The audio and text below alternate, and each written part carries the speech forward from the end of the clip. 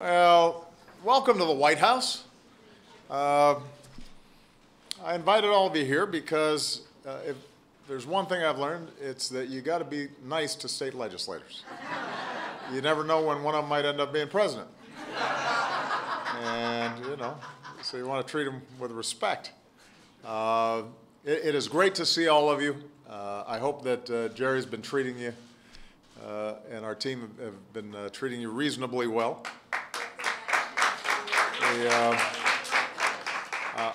I am partial to state legislatures, particularly, by the way, senators. I'm sorry, House members. But I'm just saying, we tend to be a little more sensible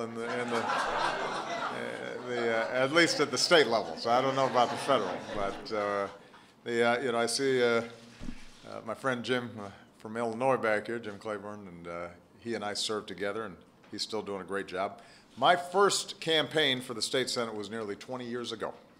I had to print my own flyers at Kinko's.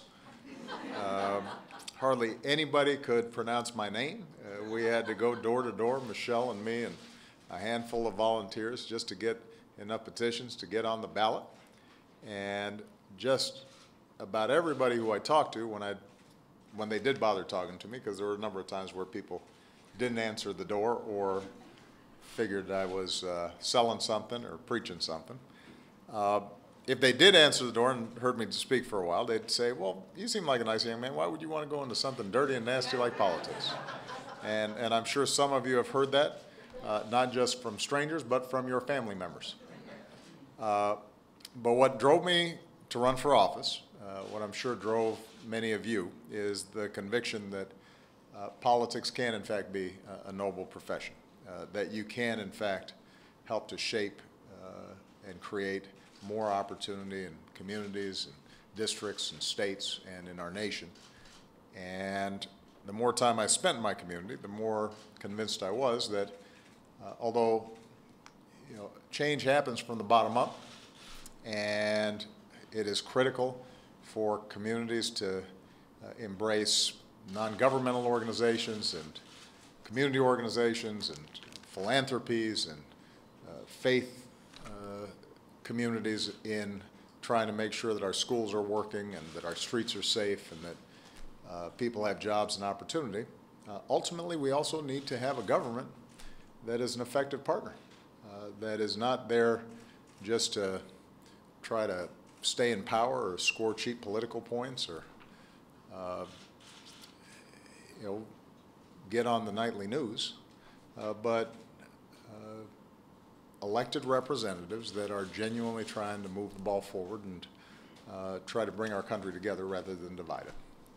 And that ideal, the belief that people who love this country can change it, is why I ran for this office 8 years ago.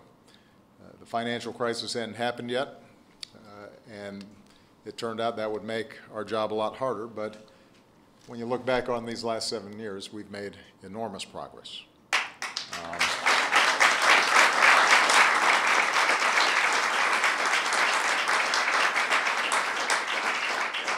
Now let's face it, you're not going to hear that progress acknowledged from the folks on the other side who are running for this office at the moment, and I understand that. That's the nature of politics, but somehow they've invented a reality that everything was terrific back in 2007, 2008, when the unemployment rate and the uninsured rate were skyrocketing, and when our economy was shedding hundreds of thousands of jobs every month, and we were mired in 2 wars and hopelessly addicted to foreign oil, and bin Laden was still plotting.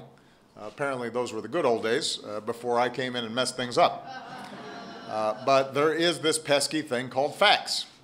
And here are the facts. When I took office, the unemployment rate was on its way to 10%. Today it is at 5.1%. When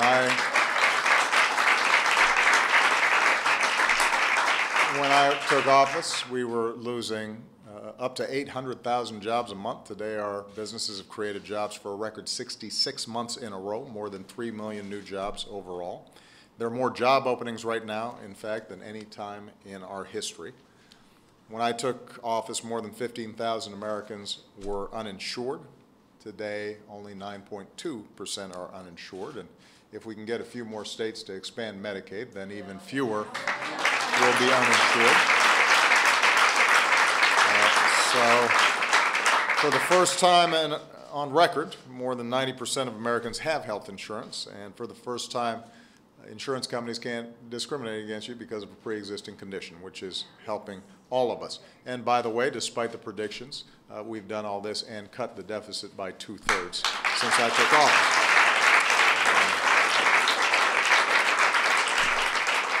When I took office, we were hopelessly addicted to foreign oil.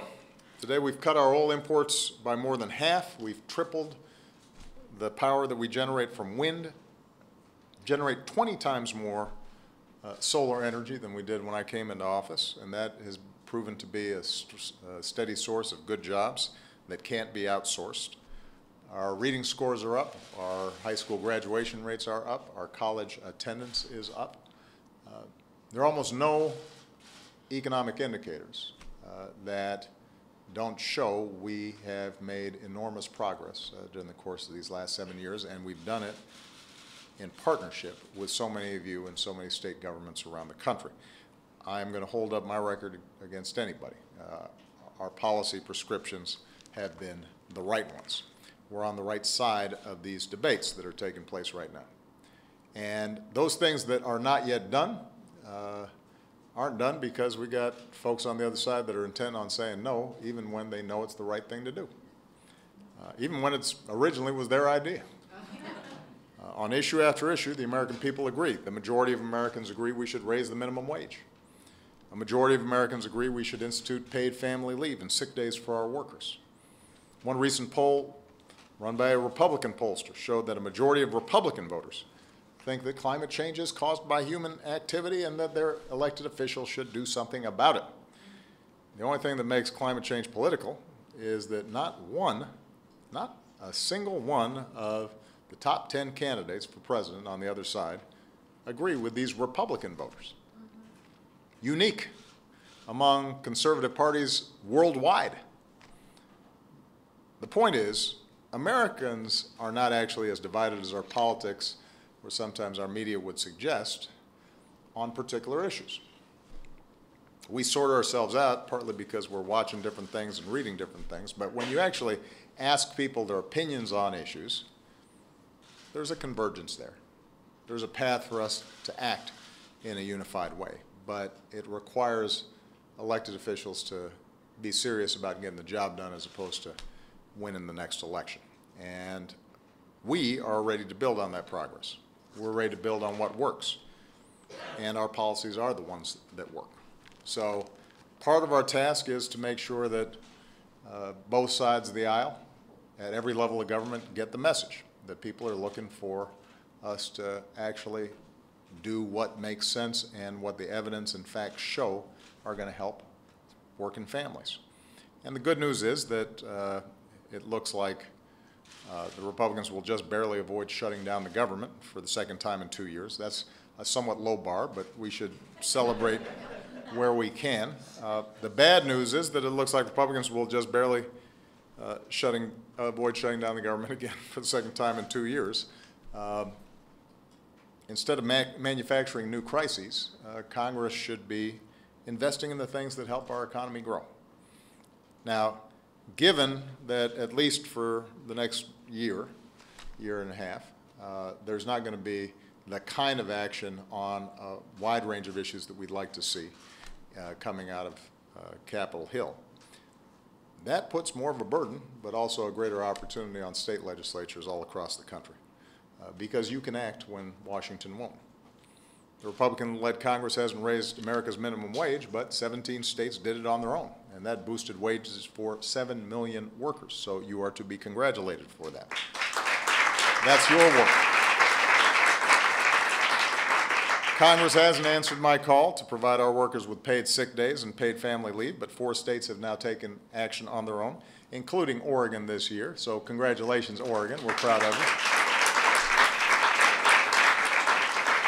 Congress has not yet taken up my plan to bring down the cost of community college to 0 for responsible students, but this year 2 of your states took action to make sure that every hardworking young person can afford the new skills that they need to get a good job. So over the last few years, states like yours have gotten a lot done. And I hope you're going to head back home ready to get even more done, whether it's some of the issues I already mentioned, or expanding pre-K, or modernizing licensing laws to help workers and our veterans fill those jobs, or putting into place some limits on the amount of carbon pollution that power plants can generate and dump into our air. We've got to keep moving forward, and we've got to keep measuring success, not just by winning elections, although I do want us to do a little more work and pay a little more attention to state and legislative elections and gubernatorial elections, and not just focused on national politics, because that's where a lot of decisions get made. But I want us, most importantly, to be focusing on how we're helping people in their own lives every single day. At its worst, politics can be a dirty business. It can be a tool for those with wealth and power to rig the system so that they can keep that wealth and power. It can be a place where elected officials shy away from tough issues because they're not interested in stirring up controversy that might cost them an election. But that makes it all the more important that we've got folks like you who believe in practicing politics at its best.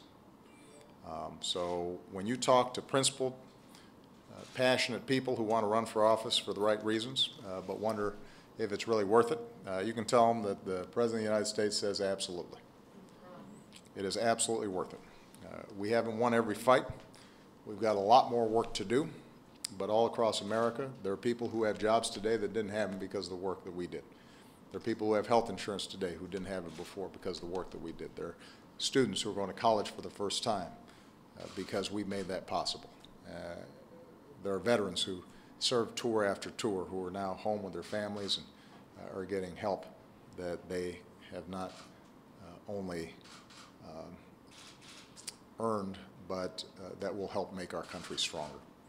So that's what change looks like, and that's why the right policies are important, and that's what public service is about. So I want to thank all of you for the outstanding work that you are doing to keep your communities, your states on the right track.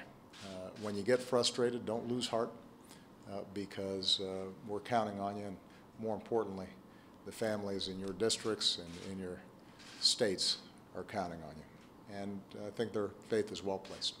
Thank you very much, everybody. Thank you.